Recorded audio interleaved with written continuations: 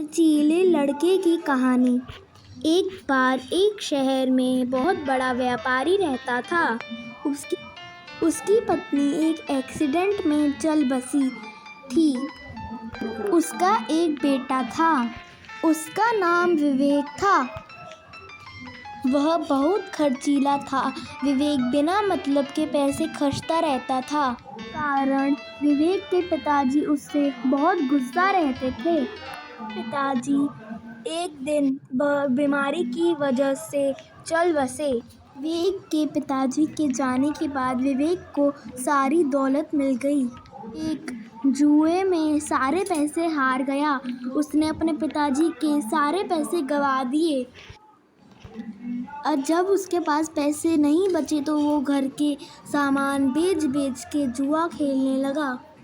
ऐसे करते करते उसने अपना घर भी बेच दिया और वो रास्ते पर आ गया।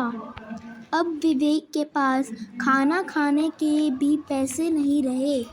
विवेक के पिताजी बहुत अमीर थे, इसलिए उसने पढ़ाई पर ज़्यादा ध्यान नहीं दिया, इसलिए वो ज़्यादा पढ़ा लिखा नहीं था।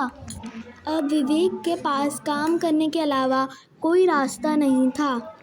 उसने एक रेस्टोरेंट में एक वेटर का काम चालू किया। उसके पास घर नहीं था, इसलिए उसने कई रातें रास्ते पे गुजारी। कुछ दिनों बाद विवेक और भी काम करने लगा, जैसे पार्किंग करना कार को और कार साफ करना। ऐसे करते करते उसने एक घर किराए पे लिया और उसमें रहने लगा। ऐसे करते करते उसे अपनी गलती का एहसास हुआ और फिर उसने कसम खाई कि वो फिर कभी जुआ नहीं खेलेगा। धीरे धीरे पैसे जमा करने के बाद उसने एक छोटा सा रेस्टोरेंट खोला। फिर वह अच्छे पैसे कमाने लगा।